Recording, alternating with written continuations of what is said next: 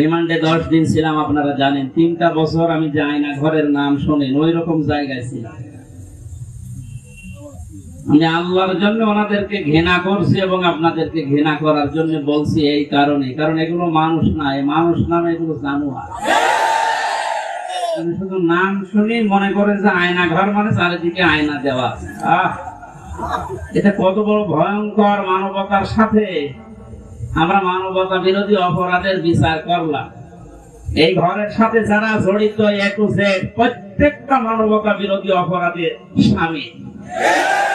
এর বিচার এখনই করা দরকার। আজকে একজন ওর সাথে জড়িত যে সর্বোচ্চ পর্যায়ে, তাদের ভেতরে একজন ধরা পড়েছে অলরেডি। আমরা বিচার চাই, ওর কোনো বিচার নেই। 8-10 বছর, 12 বছর, 14 বছর একটা মাটির নিচের ঘরে, এদিকে 1.5 হাত, এদিকে 1.5 হাত। আপনি কি মনে করেন জিন্দা কবর এটা? এই কঠিন অবস্থায় যারা মানুষকে ফেলে রেখেছিল, আপনি যদি মেরে ফেলতেন, খবর দিয়ে দিতেন যে অমুক মারা গেছে, তারপরও তার স্ত্রীটা বিয়ে করতে পারত, তার ছেলে মেয়ে জানতো যে না মারা গেছে।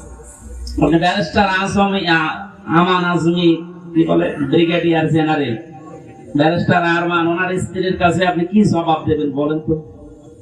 8-10 বছর তার স্বামী থাকার পরও না থাকার স্বামী, সে জানে না যে বেঁচে আছে কিনা। আজকে একটা ছবি ফেসবুকে সব পাশাপাশি ওনারা বসে আছে, দেখলাম, আমার কান্না চলে এসেছে। মানুষ, এরপরও কিছু মানুষ জালেমদের পক্ষে এখনো পর্যন্ত সাফাই গাচ্ছে। কাফের জালেম লোকগুলো কাফের। ঠিক আছে ভাইয়া, এ দেখেন আমার হাতে কোরআন শরীফ, সত্য কথা বলছি। আল্লাহর কসম, আমি যে কষ্ট পেয়েছি 3 বছর, আমার কষ্টের কথা আমি মানে আল্লাহর জন্য মাফ করে দিয়েছি, কিন্তু ওনারা যা করেছে ওটা মাফ পাওয়ার মতো না। ওনারা তো আমার শুধু শত্রু না, ওনারা মানবতার শত্রু, আল্লাহর শত্রু। রিমান্ডে আমার সাথে যে ব্যবহার করেছিল, আল্লাহর ভুল ধরতে মজমা। এই যে অফিসার গুলো ছিল, কাউন্টার টেররিজমের এই মেন দায়িত্বে যে লোকটা ছিল আসাদুজ্জামান, মনের তো আগে ছিল আমার সময় আসাদুজ্জামান, এরপরে এসপি আতিকুর রহমান, শেখ ইমরান, এই বাগেরহাটে বাড়ি। এই মানুষগুলোর আচরণ আমি মানুষের পাইনি।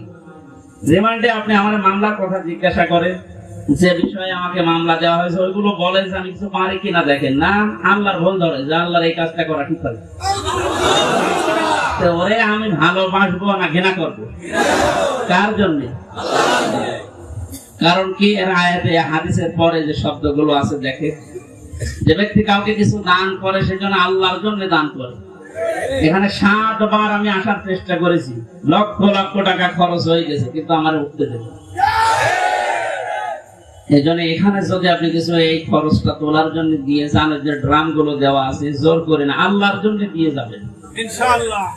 কাউকে যদি কিছু না দেন যে আমি দেব না, তাও যেন আল্লাহর জন্য হয়। এই 4টা কথা সহজ, কত কঠিন মানা, এখন সে বাস্তবতা চলে এসেছে। এই কঠিন অবস্থায় এই 4টা বিষয় আমরা যারা মেনে চলতে পারি, নবীজি বলেন ফাকাদ ইস্তাকমালাল ঈমান, সে তার ঈমানকে পরিপূর্ণ করে নিয়েছে। এই হাদিসটা আমাদের জীবনে আমল করার তৌফিক আল্লাহ যেন দান করেন, আমিন। মঞ্চে বসা আমার মাজলিসের এই বাগেরহাট জেলার শ্রদ্ধাভাজন সভাপতি, শ্রদ্ধাভাজন জেলা আমির সাহেব, এরপরে যে ভাই সে এই লন্ডন থেকে এসেছে, এই যে আমার আগে কথা বলছিলেন যে ভাই, যতগুলো মানুষ এখানে এসেছে, আমার শ্রদ্ধাভাজন মামা শ্বশুর এসেছে আজকে আমার সাথে আমি বাগেরহাট দেখার জন্য। মাওলানা আলমগীর হোসাইন সহ নাম না জানা প্রত্যেকটি আলেমদের হায়াতে তজ্জেবা সিহাতে কুল্লিয়া কামনা করছি। ওয়ারফা'না লাকা যিকরাক, আল্লাহ এদের মর্যাদা সম্মান আরো বাড়িয়ে দেন। সামনে বসা মুসলমান ভাইরা, পর্দার আড়ালে সম্মানিত মা এবং বোনেরা, প্রশাসনের ভাইরা, প্রাণপ্রিয় বাগেরহাটবাসী, আল্লাহর দরবারে শুকরিয়া জানাচ্ছি, যিনি আমাদেরকে বিজয়ের স্বাদ কি এটাই জীবনে দেখার তৌফিক দিলেন। পরাধীন থাকলে যে কি হয় আমি নিজে টের পেয়েছি, আপনারাও দেখেছি। সবচেয়ে বেশি পেয়েছিলাম ওই 10 দিন মাটির নিচে, ওরা সব চারিদিকে 8-10 জন বসা, আমি একা, এমনি আমার শরীর চলে না। এরপরে আবার এরকম ভয়ঙ্কর ঘর, এরকম ভয়ঙ্কর অবস্থা, এক এক দিক থেকে এক রকম উল্টা পাল্টা প্রশ্ন করে। বলেন তো কত একটা অসহায় অবস্থায় ছিলাম, আমার মনে হচ্ছিল পৃথিবী বলতে আর কিছু নেই। 11টা ঘন্টা আমার এই হাতের ভেতরে যে হ্যান্ডকাপ দিয়ে, ওটা ছাতা লাগালে এমনি কেটে যায়, চোখ কালা কাপড় দিয়ে বেঁধে মাটির নিচে ওই ঘরে, চারিদিকে শুধু পানির আওয়াজ শোনা যায়। এই উপরে 11 ঘন্টা আমার জোহর আসর মাগরিব এশার নামাজ পড়তে দেয়। আমি এশারায় পড়ছি, অজু আছে কিনা, আছে অজু করবো কোথায়? বলেন এই কঠিন অবস্থা বাংলাদেশের মতো জায়গায়। আর আমার চাইতে ভয়ঙ্কর ছিল তো ব্যারিস্টার আরমান, ব্রিগেডিয়ার ভাই আমান আজমি ভাই, এদের অবস্থা আরো কঠিন। আমি মাঝে মাঝে 7 মাস 8 মাস 9 মাসের কথা শুনতাম উপর থেকে, যাদের 7 তলায় 9 তলায় গম রেখেছিল। এই গম শব্দটা যদিও ছোট, এটা কত ভয়ঙ্কর জিনিস। আমি তো 7-8 মাস আমি জেলে আছি জানতাম, বাইরের মানুষও জানতো, আমার পরিবার। আর ওদের 8-9 বছর জানেই না যে বেঁচে আছি। আমারও গমের মতো রেখেছিল, কারণ আমার কোনো যোগাযোগ ছিল না, বিচ্ছিন্ন। মার্ডার করে গেছে সে 2 দিন পরে 7 দিন পরে মোবাইলে কথা বলতে পারে বাড়িতে যে আমি আছি। আর আমার 8 মাস হয়ে গেছে, আমি জানি না যে বাইরে কেউ আছে কি। কারারক্ষীর কাছে একটু রিপোর্ট লিখে দিলে ওই যাবে, আসবে, তারপরের দিন তার ডিউটি পড়বে, বাড়িতে যাবে, বাড়ি থেকে সংবাদ আসবে, সে আসতে আসতে মনে হয় সংবাদ বাসি হয়েছে। এই জন্য পরাধীন ছিলাম আমরা, এখন আলহামদুলিল্লাহ স্বাধীন হয়েছি। স্বাধীন হলে, বিজয় পেলে মানুষ কি করবে? আজকের তেলাওয়াতকৃত আয়াতগুলোতে আল্লাহ জানিয়েছে। আমরা কোরআন থেকে নিতে চাই নাকি? মান ক্বালা বিহি সাদাকা, যারা কোরআন দিয়ে কথা বলে, নবীজি বলেন এরা সত্য কথা বলে। এই জন্য আমরা সত্য কথা শুনতে চাই এবং বলতে চাই কোরআন দিয়ে। আমান আস্তাকু মিনাল্লাহি কিলা, আল্লাহর চাইতে সত্য কথা কেউ বলে? আর আমান হাকামা বিহি আদালা, যারা কোরআন দিয়ে বিচার করে এরা ন্যায় বিচার করতে পারে। সত্যি যদি কোরআনের বিচার ব্যবস্থা কায়েম হয়ে যায়, জালেম সারাস এরা যদি এদের বিচার দুনিয়ায় পেয়ে যায়, এদের উপকার আমাদের উপকার। কারণ জালেমের বিরুদ্ধে মামলা হামজার না, জালেমের বিরুদ্ধে মামলা কার? এটাকে আমি বানালাম সূরা শূরা 25 নম্বর পারা 6 নম্বর পৃষ্ঠা 12 নম্বর লাইনে 42 নম্বর আয়াত। আল্লাহ পাক বলেন, ইন্নামাস সাবিলু আলাল্লাযীনা ইয়াযলিমুনান নাস ওয়া ইয়াবগুনা ফিল আরদি বিগাইরিল হক উলাইকা লাহুম আযাবুন আলীম। এটা তাফসীরে ফি জিলালিল কোরআন। আমি জেলখানায় থাকতে যে তাফসীরগুলো দেখলাম তার ভেতরে এটা একটা, ফি জিলালিল কোরআন। জালেমরা বাস্তবতায় যা দেখলাম, জালেমগুলো জানে না যে জেলখানায় বসে বসে সাইয়্যিদ কুতুব এই জিলালিল কোরআন তাফসীর লিখেছে। এইটা জেলখানায় চলতে দেয়, অথচ সাইয়্যিদ আবুল আলা মাওদুদী রাহমাতুল্লাহ আলাইহির ফি জিলালিল তাফহিমুল কোরআন ঢুকতে দেয়। জালেমরা জানে যে ওইটা কত বড় কঠিন, আর লিখাই হয়েছে জেলখানায় বসে, ওটা পড়তে দিত। ওখান থেকে রেফারেন্স হিসাবে যেগুলো বলবো বেশিরভাগ ওখান থেকে, বাকিগুলো তাফসীরে লেখা আছে। আল্লাহ পাক বলেন, কিয়ামতের ময়দানে আমি আল্লাহ নিজে মামলা দায়ের করব, আমি নিজে কেস করব, নিজে অভিযোগ দায়ের করব তাদের বিরুদ্ধে যারা মানুষ হয়ে মানুষের উপরে অত্যাচার চালিয়েছে। ইয়াজলিমুনা নাস, আল্লাহ ইয়াজলিমুনা এটা মোজারে দিয়েছে, বর্তমান ভবিষ্যৎ, প্রেজেন্ট ফিউচার নাস দিয়েছেন আল্লাহ। ইয়াজলিমুনা মুসলিমুনা দেয়নি। মানুষ হয়ে যারা মানুষের উপরে জুলুম করে, তাদের অধিকার নষ্ট করছে, করবে, তারা মামলার আসামি। হামজা না আল্লাহ? বাংলাদেশে এই 15 বছরে আপনি যা করেছেন মানবতার সাথে, আপনি শুধু হামজার একা মামলার আসামি না, কিয়ামতে আপনি 15 কোটি মানুষের এবং আল্লাহর মামলার আসামি। আল্লাহর মামলার আসামিদেরকে আমরা এই মুক্ত স্বাধীন দেশে আর দেখতে চাই? কোনো দরকার নেই। শয়তান যেমন আল্লাহর গজব প্রাপ্ত, এগুলো আল্লাহর গজব প্রাপ্ত। শয়তান একজনের সাথে দোস্তি করেছিল, সারাদিন বন্ধুত্ব করার পরে সন্ধ্যাবেলা শয়তান ওর ডাক দিয়ে বলছে, বন্ধু সারাদিন তো তোমার সাথে চললাম, ফিরলাম, খেলাম, আমি এখন আর থাকতে চাই না, আমি গেলাম। কেন? আমি তোমার সাথে থাকতে ভয় পাই। আমার সাথে থাকতে ভয় পাও, সারাদিন তো ছিলে, কে তুমি? আমার পরিচয় তো ওইভাবে আগে নাওনি, আমি হচ্ছে ইবলিশ, শরৎ ধরে এসেছিলাম। ও তখন আশ্চর্য হয়ে বলে যে আপনি দূর হয়ে চলে যাবেন আমার কাছ থেকে, আপনার পরিচয় পেলে তো আমি দূর হতাম না। আমি যেতে চাই এই কারণে, কারণ আমি আল্লাহর একটা বিধান মানি নাই। এ কারণে আল্লাহ আমারে একটা সেজদা না মানার কারণে পৃথিবীতে পাঠিয়েছে, তাও লানত দিয়ে। আমার নাম মারদুদ, আমার নাম রাজিম, কত রকমের নাম আমার উপরে দিয়ে আল্লাহ আমার বিদায় দিয়েছে। আর আজকে 17টা সেজদা ফরজ ছিল তোমার প্রতি, একটা সেজদাও দাও। আল্লাহ রাগ করে তোমার উপরে যে গজব নাযিল করবে, ও গজবে আমি শয়তানও পড়ে যাব। ও আল্লাহর একটা বিধান লঙ্ঘন সেজদা, এটা লঙ্ঘন করে যদি ভয় পায়, এই 15 বছরে আপনি 500 বিধানের একটাও মানেন না, আরো মানুষকে মানতে দেন। এর গায়ে যদি জিন লাগে নিয়ে আসবে মা বাবা আমার কাছে, সূরা নাস আর ফালাক এমনকি আয়াতুল কুরসি পড়ে ফু দিলে চলে যাবে, এটা আমাদের বিশ্বাস। যাই আর আমার তো মনে হচ্ছে এই ঘটনাটা বলার পর শয়তান আল্লাহর একটা মাত্র বিধান সেজদা দেওয়া লাগবে এটা মানে নাই, কিন্তু আল্লাহর বিধানের এগেইনস্টে নতুন করে কোন বিধান শয়তান বানায়। কথা বলতেছে আল্লাহর বিধানও মানে না, এতটুকু শেষ। এগেইনস্টে নতুন করে কোন বিধান বানিয়ে মানবো এরকম কিছু শয়তান করে না। কিন্তু আল্লাহর এই পৃথিবীতে ক্ষমতা পেয়ে আল্লাহর যে বান্দা নিজে আল্লাহর বিধান মানে না এবং আল্লাহর বিধানের বাইরে নতুন করে বিধান বানিয়ে আল্লাহর বান্দাদেরকে মানতে বাধ্য করে, এটা শয়তানের চাইতে বড়। জিন শয়তান ধরলে তো নাস ফালাক আর ইখলাস পড়লে চলে যাবে, আর ওরে পুরা কোরআন শরীফ তেলাওয়াত করে ফুটিতে যাবে না। সুতরাং এইরকম এত বড় শয়তান আমরা আর দেখতে চাই না। মুক্ত যখন হয়েছে আলহামদুলিল্লাহ, কোরআন কি জানিয়েছে বিজয়ের পরে আমরা ওইগুলো এখন শুনবো ইনশাআল্লাহ। আমার কথার অর্থ বোঝেন আপনি? সুতরাং যারা আল্লাহর মামলার আসামি, ছোটখাটো বিষয় এটা না, অনেক ভারী কথা। আপনি আল্লাহর মামলার আসামি হয়ে গেছেন, কিয়ামতে আপনি উকিল পাবেন কোথায়? দুনিয়ার দিকে তাকিয়ে টের পাচ্ছে। 10 দিন আগে যার কথায় হাইকোর্ট, জজ কোর্ট, সুপ্রিম কোর্ট প্রত্যেকটা কোর্ট ওঠা বসা করতো, এখন তার পক্ষে একজন আইনজীবী দাঁড়াবে, কেউ রাজি না। তার দলের লোক নেই। লক্ষ লক্ষ মানুষ এই পৃথিবীতে তার ভক্ত ছিল, সন্তান।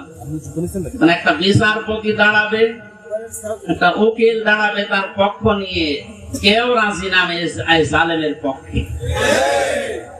এখন ডিম খেতে খেতে মরছে, ডিমটা মুখ দিয়ে খেলিতে হয়, কত জায়গা দিয়ে ডিম খাচ্ছে। ওই জায়গাতে যখন আলেমদেরকে মাথায় দড়ি দিয়ে ছাগলের মতো তুলতেন, আমার মতো মানুষ, আপনি জানেন না হামজা কি, নিজেও বলতো রিমান্ড, আপনি কিছু করেন না, আমি জানি কিছু জানেন তো, আমার হাতে যে এটা বাইতে দিলেন এই তো যথেষ্ট, আমি কি পালিয়ে যাবো? পায়ে দিয়েছে ডান্ডা বেড়ি, মাজায় দিয়েছে দড়ি, মনে হচ্ছে ছাগল টেনে নিয়ে যাচ্ছে।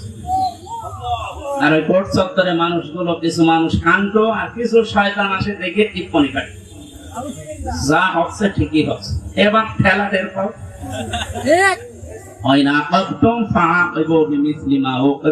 যতটুকু আপনার উপরে করা হয়েছে অতটুকু আপনি করেন, ওর চাইতে বেশি না। অতটুকু করলেও আপনি 15 বছর দুনিয়ায় বেঁচেও থাকতে পারবেন না। যা করেছেন যদি অতটুকু আল্লাহর ভাষায় আমরা করতে চাই, সত্যি আপনি পারবেন না। এদেশের বহু মেধাবী সন্তানেরা এই কোটার বিরুদ্ধে এমনি আন্দোলন করে না।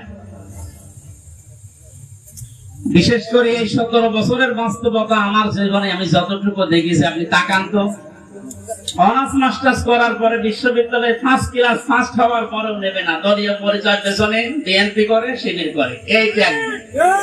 আরে ওইগুলো না দেখে আমার মেধা আছে কিনা ওইটা দেখ। কত বড় জুলুমের শিকার বানিয়ে রেখেছিলেন এই ছাত্র জনতাকে, বলে আল্লাহ এমনি এমনি নাড়া দেয়। কোরআনের পাখি সেই 15-16 বছর আগে একবার বলেছিল যে একটু 12 কোটি জনতা নাড়া দেবে গাছের গোড়া ধরে, দিল্লি গিয়ে পড়বা মামু বাড়ি। ঠিক তাই,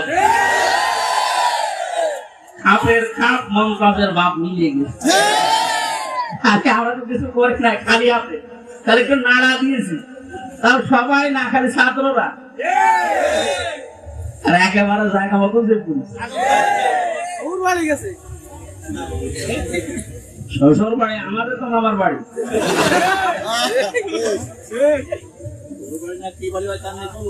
যাই হোক, আমি সে কথা বলতে চাচ্ছি, আমরা কোরআনে কারীম থেকে কথা শুনতে চাই এবং জানেন যারা তারাও যেন মরণের পরে অন্তত তাদের আর বিচার না হয়, এই জন্য দুনিয়াতে আমরা তাদের বিচার দেখতে চাই। আপনারা আমাদেরকে শত্রু ভাববেন, আমরা আপনাদের বন্ধু, কারণ দুনিয়ায় উপকার করে দিচ্ছি।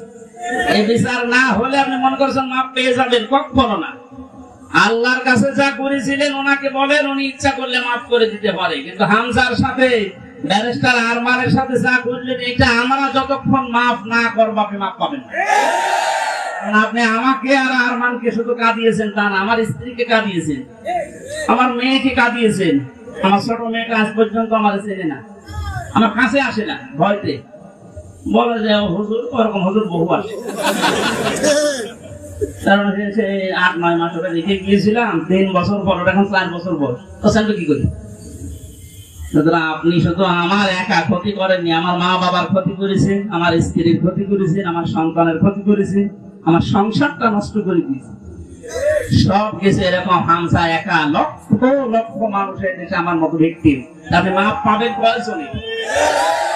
1 জন 2 জন 5 জন মাপ, কয়জন মাপ করতে পারে বলেন? এই লোকটাকে যদি আপনি মেরে ফেলেন তাহলে ওনার বিচার কি?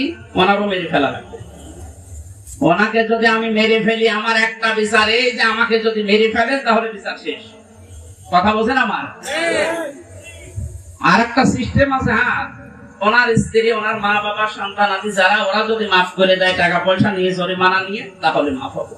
তাছাড়া আর কোন সুরত নেই। ওই 10 বছর 15 বছর 18 বছর 30 বছর জেল দিয়ে ওটা শুধু জেল খাটাই হবে, তার উপর আবার আরেকটা জুলুম হয়ে যায়।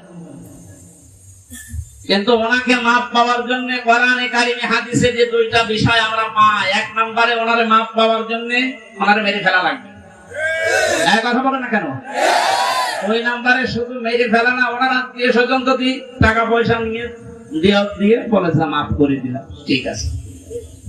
তাছাড়া মাপ পাওয়ার আর কোন লাইন আছে? লাইন আছে? ওনার জীবন কয়টা? উনি আমাকে মেরেছে, আমি ওনাকে মেরে ফেললাম, শেষ হয়ে গেল। কিন্তু ওই লোকটা যদি 500 মানুষ 2700 ছাত্র হত্যা করার কারণ হয়, ওকে 2700 বার মারা লাগবে। ওরে 2700 বার মারা যাবে? এমনি মরে গেছে, এমনি মরে যাচ্ছে। তো 2700 বার মারা যাবে কোন কায়দায়? একবার মরলে তো শেষ। 2699 বার এখনো মারা লাগবে। আমি মারবো কি করে? কারণ এতগুলো মানুষ এই কয়েকদিনে আমার সামনে 14 জন মারা গেছে, আমার সামনে। আমি মরণের পর 5 তারিখে যদি স্বাধীন হয়ে যায়, 6 তারিখে সকাল বেলায় প্রত্যেকের বাড়িতে আমার যা সামর্থ্য ছিল, এমনিতে আমিও মুসলিম, যতটুকু পেরেছি 2 মাস চলার মতো তাদেরকে দিয়ে এসেছি। নেন, হাসপাতালে গিয়েছিলাম দেখতে, এক একজনের যে অবস্থা, এই জায়গায় গুলি লাগিয়ে, এই জায়গায় বন্দুক লাগিয়ে দিয়েছে, এই জায়গায় লাগিয়ে দিয়েছে, লজ্জাস্থান নষ্ট হয়ে গেছে। এরকম বহু মানুষ হাসপাতালে কাতরাচ্ছে এখনো, শুধু কুষ্টিয়া, বাকি জেলাগুলো তো আমি তো জানি না এখন সব খবর। আর এই 8-9 দিন ছিলাম তো বাইরে, এই জন্য সব খবর জানি না। সুতরাং আমাকে যদি আপনি একজন মারার জন্য মেরে ফেলতেন, আমার তো বিচার হয়ে যেত। আমি তো কারণ হয়ে দাঁড়িয়েছি 2700 মানুষ মারার, আমাকে তো 2700 বার মারা লাগবে। এখানে এই বিচার এখন আর দুনিয়ায় নেই। এই বিচার করার জন্য আল্লাহ আখিরাত বানিয়েছে। 2700 বার আপনাকে মারবে, আপনার লজ্জার স্থান নষ্ট করে দেবে। এই জন্য বলছি, জালেম যারা আছে এখনো ফিরে এসে সে সমস্ত মানুষের উপরে জুলুম করেছিলেন, ওনাদের কাছে যান, ওনারা যদি কিছু করতে পারে। তাছাড়া আল্লাহ জানিয়েছেন যে আমি মাফ করবো না, কারণ এটা আমার, আমি দায়িত্ব ছেড়ে দিয়েছি যাদের উপরে জুলুম করেছি তাদের উপর। এখন তাদেরকে বলেন, ওনারা যদি মন থেকে কিছু করে, তাছাড়া আপনি দুনিয়াও ধ্বংস করেছেন, আপনার আখিরাতও ধ্বংস হয়ে যাবে। আল্লাহ তুমি আমাদেরকে জালেম হওয়া থেকে রক্ষা করো। এই শব্দটা শুনতে যদিও সহজ মনে হচ্ছে, জালেম, এটা কত বড় নিকৃষ্ট আল্লাহর কাছে। কারণ জালেমদেরকে আল্লাহ বারবার কোরআনে জানিয়েছেন, আল্লাহু লা ইয়াহদিল কওমাজ জালিমিন, জালেমদের আমি পথ দেখাই না, হেদায়েত দেই না। কারণ আমরা যদিও অনেকে বলে হুজুর আমাদের কেন্দ্রীয় আমির বারবার দোয়া করে, তো দোয়া করে করবো কি? জালেমদের তো হেদায়েত হবে না। জালেমদের কোনো হেদায়েত নেই। আর জালেমকে ক্ষমা করে দেওয়ার অর্থ হচ্ছে মাজলুমের উপর অবিচার করা। আপনি কোনদিন ব্যারিস্টার আজমির ব্যারিস্টার আরমানের স্ত্রীর কাছে মাপ পাওয়ার কথা না, সে মানুষ ছিল আপনার মতো। এরপরও বলছে আপনারা চেষ্টা করেন, যদি মাপ পান, না পাইলে বুঝবেন আপনার দুনিয়া আখিরাত ধ্বংস হয়ে গেছে। আল্লাহ তুমি আমাদেরকে মাফ করো, বলেন আমিন। কোরআনের বিচার যতদিন পর্যন্ত কায়েম না হচ্ছে, বসে থাকার, থেমে থাকার আমাদের কোনো সুযোগ নেই। যে যেখান থেকে আসি আমরা চেষ্টা চালাবো, চর্ম চোখে দেশে দেখতে চাই আল্লাহর কোরআন দিয়ে বাংলাদেশটা চলছে। কারণ আমরা তো দেখলাম যে বাবা চালালে কেমন লাগে, চাচা চালালে কেমন লাগে, স্বামী চালালে কেমন লাগে, বউ ভাবি সবাই চালিয়েছে, সবই দেখলাম যে কেমন লাগছে। একটা জিনিস এখন দেখতে বাকি আছে, যে কোরআন দিয়ে, আল্লাহর কোরআন দিয়ে রাষ্ট্র চালালে কেমন লাগে, এটা দেখতে বাকি আছে না?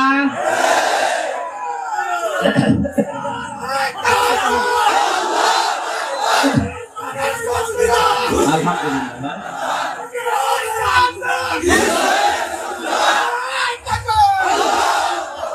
এইটা দেখতে যখন বাকি আছে, আমি মুসাফির মানুষ, মাজলুম মানুষ এবং অসুস্থ মানুষ। আর তিনটা দোয়ায় কবুল হওয়ার কথা হাদিসে আছে, যে মাজলুমের দোয়া কবুল হয়, মুসাফিরের দোয়া কবুল হয়, অসুস্থ মানুষের দোয়া কবুল হয়। সবাইকে নিয়ে মাগরিবের আগে আমি দোয়া করবো ইনশাআল্লাহ। সূরা নসরের তাফসীরটা করার পর আল্লাহ যেন চর্ম চোখে অন্তত এইটা দেখে যাওয়ার তৌফিক দেয় যে আমাদের দেশটা কোরআন দিয়ে চলছে। কি যে শান্তি পাবে প্রত্যেক ধর্মের মানুষেরা, আমি বলে বোঝাতে পারবো না, আপনি পাবে ইনশাআল্লাহ। আমাদের হাকামা বিহি আদালত, যেহেতু নবীজি জানিয়েছেন কোরআন দিয়ে বিচার ফায়সালা করলে ন্যায় বিচার পাওয়া যায়। ন্যায় বিচার কি শুধু নাম শুনে ন্যায় বিচার পেয়েছি 17 বছর আমরা? আমার ঠনকো মূল্য চুরি মামলা দিয়েছিলাম। আমার মামলা খুব কঠিন না, মূল্য চুরি করলে যা হয় ওই রকম। সেই মামলা আমার 30-32 বার হাইকোর্টে ওঠে, সিএম কোর্ট, জজ কোর্ট, হাইকোর্ট, তিনবার হিসাব করে দেখে 30 থেকে 33 বার উঠেছে, না হবে না। আর এদিকে প্রতিদিন আপনি টিভির সামনে বসে বলি ছড়ান যে আমরা ন্যায় বিচার কায়েম করছি। এই ন্যায় বিচার একটা নমুনা। যা করেছেন বিচার ব্যবস্থায় যাদেরকে বসিয়েছেন প্রত্যেকটা অবিচার করছে। আর আমার 164 যে ম্যাজিস্ট্রেট নিয়েছিল, ওই শয়তানকে আমি জেলখানায় যাওয়ার 3 মাস পরে দেখি ও ভেতরে ঘুরে বেড়াচ্ছে। এখানে কেন? ও আমার বেকার এই সমস্ত বিষয়গুলো লিখে একেবারে জালিয়াতি করে সই করে নিই। হুজুর আপনি মাত্র কিছুক্ষণ পরে বেরিয়ে চলে যাবেন, কারণ আমি 164 বুঝতাম না। ওই সব লাইনের লোক আমরা, এই সিটারি বাটপারি, এই 2 নাম্বারি করে বস খালি সই করে দিন, নিচে আপনার ছোট ছোট মেয়েরা কাটতেছে, আমি জানি আপনি চলে যাবেন। ওর উপর বিশ্বাস করে আমি সই করি, নিচে আসলাম, দেখা সাক্ষাৎ করে আমার জেলে পাঠিয়ে দিলে। আনন্দে আছে যে কয়েকদিন মাত্র বের হয়ে যাবে। বললো শুনছো এটা 164, আমি যা যা বলতে চাইনি ওই শয়তান সব লিখে খালি আমার সইটা বসিয়ে দিয়েছে। পরে জেলখানায় দেখি কাশেমপুরে, বললাম কি আপনি এখানে, আপনি কাজটা ঠিক করলেন, জেনে শুনে আমার জীবনটা এভাবে নষ্ট করলেন? বলতে আমার উপর থেকে যা বলেছে আল্লাহর ওলিরা আমি তাই, আমার কিছু করার নেই। আপনি এখানে কি? বলতে আমার বউ মামলা দিয়েছে। তোর বউ? আমিও মামলা দেবো তোর নামে। এই জন্য আল্লাহ ছাড় দিয়েছিল, কিন্তু ছেড়ে দেয়নি। আল্লাহর ধরা বড় শক্ত ধরা, যেটা আমরা আইন মন্ত্রী আরে দরবেশ বাবারে দেখে বুঝলাম কি দাপট গো। আমি মাঝে মাঝে আইন মন্ত্রীর আদালতে দেখতাম, আরে দরবেশ বাবা দেখতাম বসে আছে। আমার যখন নিয়ে যেত ওই উপরে দেখা যেত যে বসে আছে দরবেশ। দরবেশ যে এই কাম করতে পারে আমার তো কোনোদিন বিশ্বাস হয়নি। দাড়ি কেটে নম হয়ে গেছে, শয়তান পর্যন্ত এখন ঘৃণা করছে। আমি এত খারাপ যারা আপনাদের এই দাড়ি রাখায় সুন্নতকে নিয়ে হেয়ালিপনা করা, এই আর কি ঠাট্টা বিদ্রুপ করা, সুন্নত পর্যন্ত কেটে মাপ দিয়ে দিলেন। কিয়ামতে আল্লাহর নবী আপনাকে বাদ দিয়ে চলে যাবে। আল্লাহ তুমি আবার বলছে মানুষগুলো যদি, আমি আবার বলছি ভুল আর অন্যায় করা এটা কিন্তু এক না। ভুল মানুষ করতে পারে, কিন্তু জেনে শুনে অন্যায় করে ভুল বলে চালিয়ে দেবেন, যেটা এখন চালানো হচ্ছে। অন্যায় যারা করেছেন, অন্যায় করলে মাস্ট বি তাকে শাস্তি পাওয়াই লাগবে। আমরা কিছু না করে যদি শাস্তি পেতে পারি 3 বছর, আপনি করিয়ে তো আপনার 99 বছর শাস্তি হওয়া দরকার। প্রথম ছেড়ে যাওয়ার পরে যার সাথে দেখা, একেবারে গেট দিয়ে ঢুকিয়ে আল্লাহ সে সেই কি শাহজাহান জল্লাদ, এর সাথে প্রথমে হাত মিলিয়েছে। আমার বলছে হুজুর আপনারা আমি চিনি। চেনেন মানে ওই যে টেলিভিশন আছে ভেতরে, মেমোরি কার্ডে ওয়াজ ভরে নিয়ে আসলে শুধু আপনার আর আজহারি সাদি সাহেব এদের ওয়াজ দেন, আপনার আমি চিনি। আপনার নাম কি? শাহজাহান যেদিন তরবারি চালাচ্ছিল, বলছে কে? নামে আব্দুল্লাহ ইবনে মাসউদ। কি করবে? গলা আলাদা কর, একটু বড় করে কাট। বড় করে কাট মানে বলে হ্যাঁ একটু বড় করে কাট। মানুষ যেন আমার মাথা দেখে বোঝে যে এটা নেতার মাথা। আমার মনে হয় এর মতো এখনো পর্যন্ত অনেক শয়তান, সব শেষ হয়ে গেছে, এরপর ভিত্তি কমছে না। বিভিন্ন জায়গা থেকে ভিডিও বার্তা দিয়ে মানুষকে শুধু উত্তেজিত করছে, আর কোনো লাভ হবে না ইনশাআল্লাহ। আপনি যাই করেন আর কোনো লাভ হবে না, এদেশের মানুষ বুঝে গেছে। ধোঁকা দিয়ে বোকা বানিয়ে বেশি দিন রাখা যায় না। এই জন্য কোরআনের বিচার ব্যবস্থা যদি কায়েম হয়, দল মত এখানে আর নেই। সবাই যেহেতু আমরা মুসলিম, 96% মুসলমানের দেশে কোরআনের বিচার চলবে না মানে? এই কথা বলেন না কেন? এই বিষয়ে কারো দ্বিমত আছে? আপনি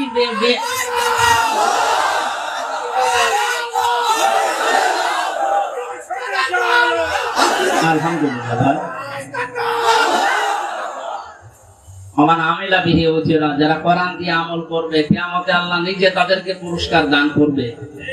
আল্লাহ রাব্বুল আলামিন কোরআনের আমল করার মাধ্যমে পুরস্কার যেন আমাদেরকে দান করে। দুঃখজনক হলো সত্য, 500 আমল আছে কোরআনের। কয়টা? এই দেশে এখন একটাও নেই।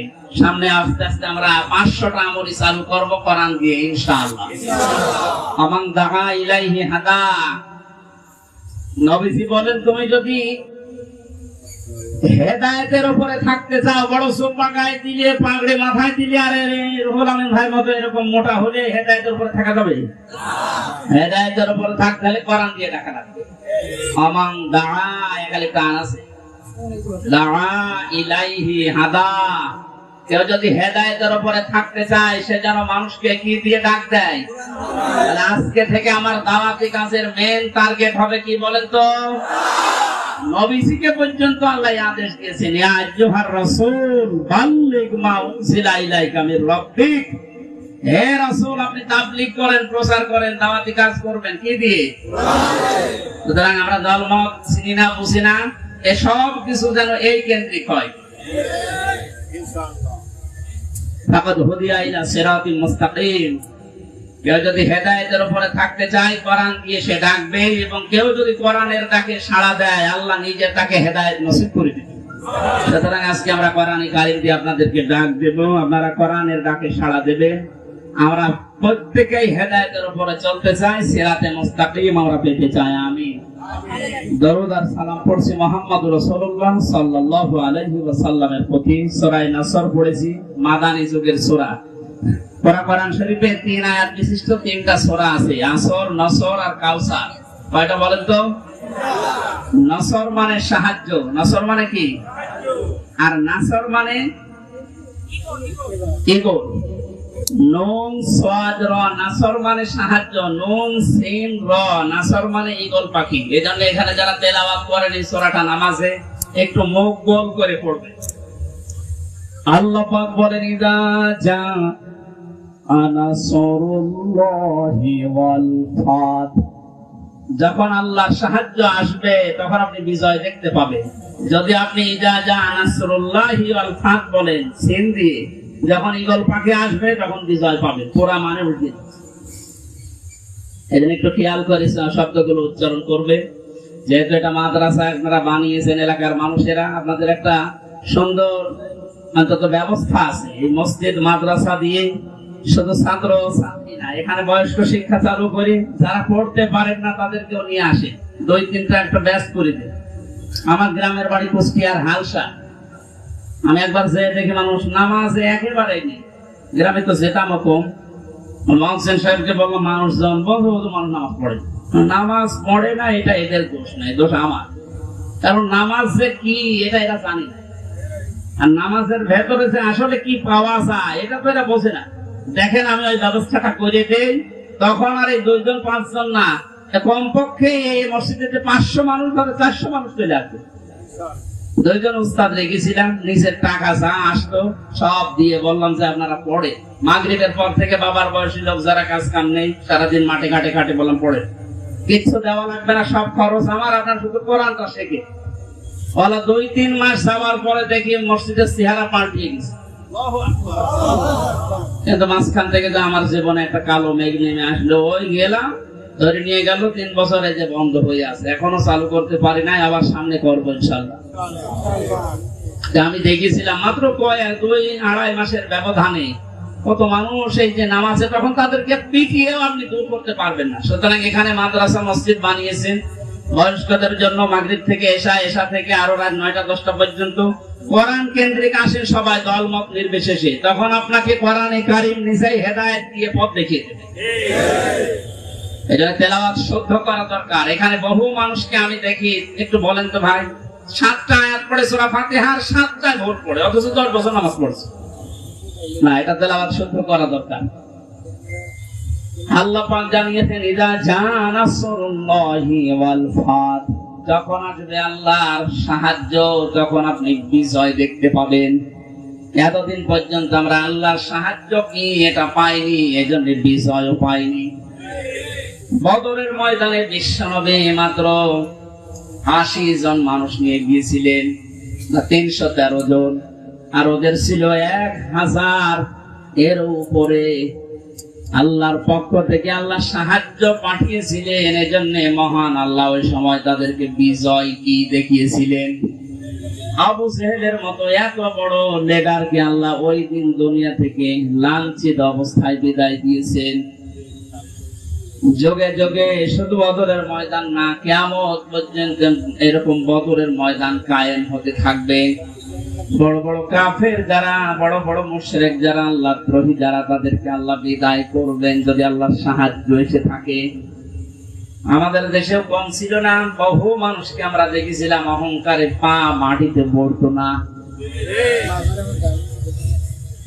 আল্লাহ রাব্বুল আলামিন এই মানুষগুলোকে বিদায় করে দিয়ে তার সাহায্য পাঠিয়ে এটা বিজয় আমাদেরকে যে দেখালেন, বিজয় পাওয়ার পরে যে দৃশ্যটা, এটা এখন আবহমান জারি আছে, যেটা আমি আমার চোখে দেখতে পাচ্ছি আয়াত অনুযায়ী। দেখেন তো মেলে কিনা। ওয়ারাআইতান নাসা ইয়াদখুলুনা ফি দীনিল্লাহি আফওয়াজা।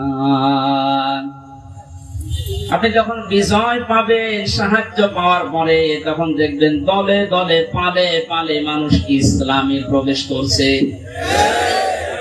বাংলাদেশের এই 64 জেলার দিকে তাকালে, শুধু ইন্টারনেটের দিকে একটু চোখ বোলান, দেখেনি আয়াতটা এখন কার্যকর হওয়া অলরেডি শুরু হয়ে গেছে। ইসলামপন্থী মানুষ, বিশেষ করে যারা একামতে দিনের দায়িত্ব পালন করে, যারা মন থেকে কাজ করে, তাদেরকে অ্যাক্টিভিটিস গুলো, তাদের যে কাজকর্ম গুলো, তাদের যে ইখলাস আমরা দেখতে পাচ্ছি। দাওয়াতও দেওয়া লাগছে না, তাদের ইখলাস দেখে, শুধু কাজ দেখে এখন মানুষ ইসলামে প্রবেশ করে অলরেডি ফেলছে। আমার তো মনে হচ্ছে আয়াতটা আল্লাহ আমাদেরকে অলরেডি দেখাবে। সূরা কাসাস থেকে একটা আয়াত কালকে আমি পড়ছিলাম, অনুরিদু আন্না মুন্না আলাল্লাযীনা ইসতুযইফু ফিল আরদি ওয়া নাজআলাহুম আইম্মাতাও ওয়া নাজআলাহুমুল ওয়ারিসিন। কিচ্ছা কাহিনী না, একেবারে বাস্তব যেটা ঘটবে বা ঘটতেছে ওইটা আপনি কোরআন থেকে শুনেন। আল্লাহ পাক বলেন, ওই জামানায় হযরত মুসা আলাইহিস সালামের যে দলটা ছিল, তিনি যে দলের লিডার ছিলেন, ফেরাউন বহু দলে বিভক্ত করে মানুষদেরকে দুর্বল করে রেখেছিল। শুধু একটা দলকে সে টার্গেট বেশি নিয়েছিল, সেটা মুসা নবীর দল।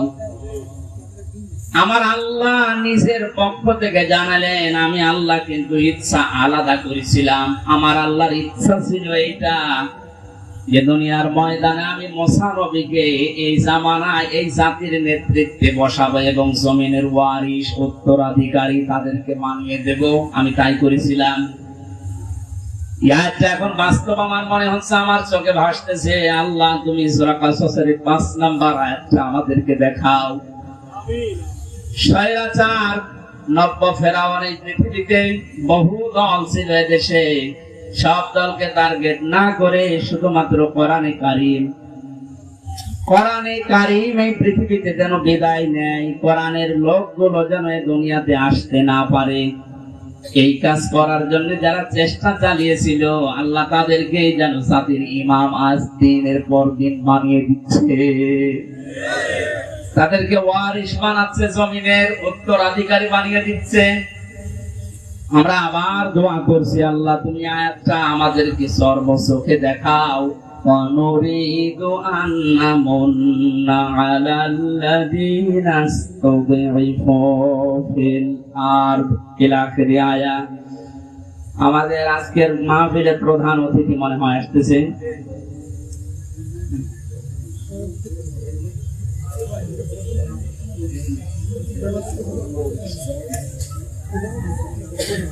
আজকের মাহফিলের প্রধান অতিথি সাবেক সংসদ সদস্য, জনাব মোহাম্মদ আব্দুল সালাম,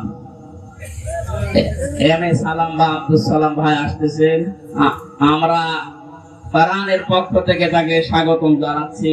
লিল্লাহি তাকবীর, লিল্লাহি তাকবীর। আব্দুল সালাম ভাইয়ের আগমন কোরআনে কারিমের মাহফিলের পক্ষ থেকে। আপনাদের এলাকার সন্তান, আমি তো পরিচিত না ভাইয়ের সাথে। তাফসীরুল কোরআন মাহফিল, উনি শত ব্যস্ততার ভেতরেও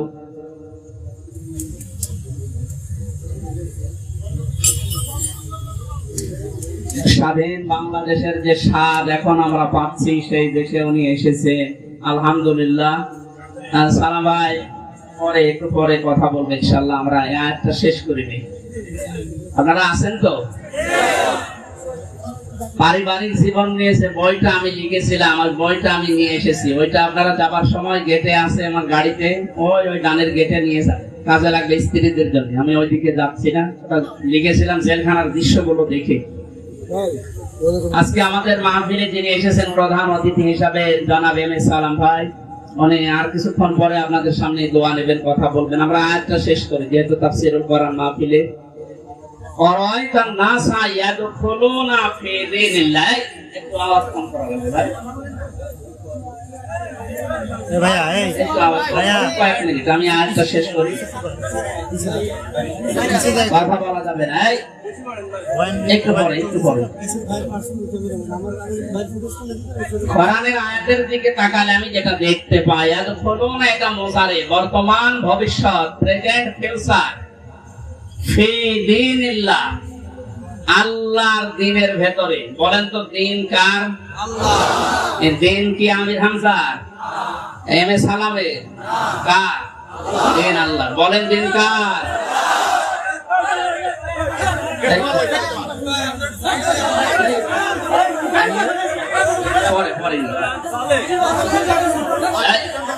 আপনারা এক কথা বারবার বললে সমস্যা, কথা বন্ধ করে। দ্বীনের মালিক এই পৃথিবীতে কেউ না, এমনকি বিশ্বনবী মুহাম্মদ রাসূলুল্লাহ দ্বীনের মালিক ছিলেন না, তিনি দ্বীনের খাদেম ছিলেন। কি ছিলেন বলেন তো? আমরাও দ্বীনের কি খাদেম। সুতরাং আমরা খেদমত করে যাব দ্বীন ইসলামের, দ্বীনের না। আল্লাহর এই দিনকে আমরা জমিনে চিন্তা রাখার জন্য চেষ্টা চালিয়ে যাবার, কারণ খাদেমের যে কাজ, কামলার যে কাজ, আমরা সেই দায়িত্ব নিয়েছি। আমরা যেন চর্মচোখে অন্তত এটা দেখতে পাই যে আল্লাহর দিন এই জমিনে কায়েম হয়ে গেছে।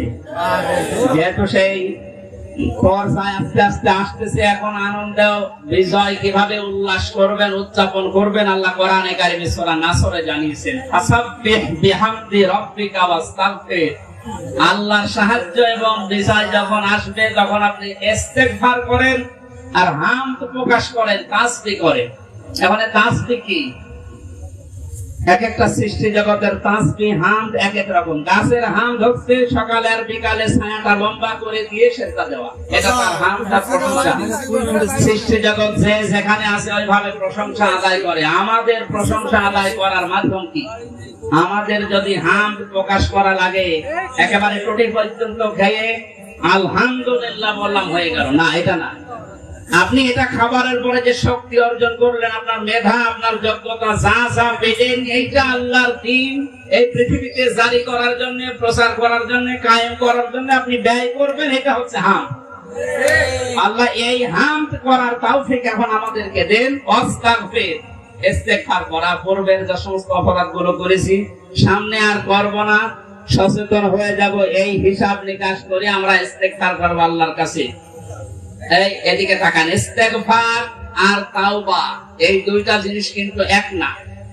আপনি সব সময় ইস্তেগফার করতে পারেন, আস্তাগফিরুল্লাহ আস্তাগফিরুল্লাহ আস্তাগফিরুল্লাহ পড়তে পারেন সব সময়।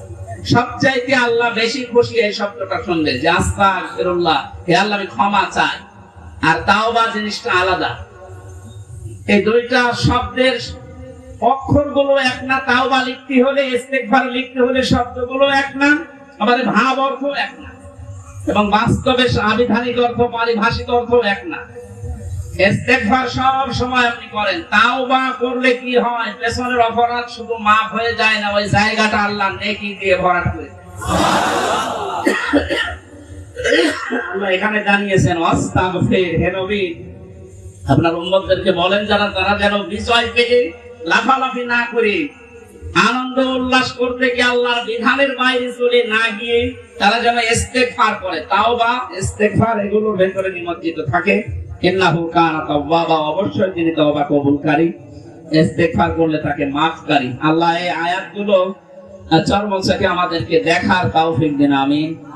আমাদের প্রধান অতিথি, আমি তো পরিচিত না ভাইয়ের সাথে, আজকে দেখলাম মনে হয় বাগেরহাট মাটিয়া মানুষের সন্তান, আপনাদের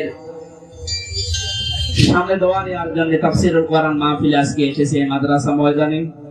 ভাইয়ের জন্য, ভাইয়ের মুখ থেকে কয়েকটা কথা শোনার পরে আমরা মোনাজাতের মাধ্যমে, যেহেতু মাগরিবের নামাজও কাছাকাছি আর আমার যেতেও হবে অনেক দূর, সেই কুষ্টিয়ায় মালয়েশিয়া থেকে এসে বাড়িতে খালি দেখা করে চলে এসেছি। ওর সাথে যে কিছুক্ষণ সময় দেবো সে সময়ও পাই, এই জন্যে রাগারাগি করছে যে খালি বারে বারে থাকেন, আমার দরকার নেই, থাক আমি আসতেছি।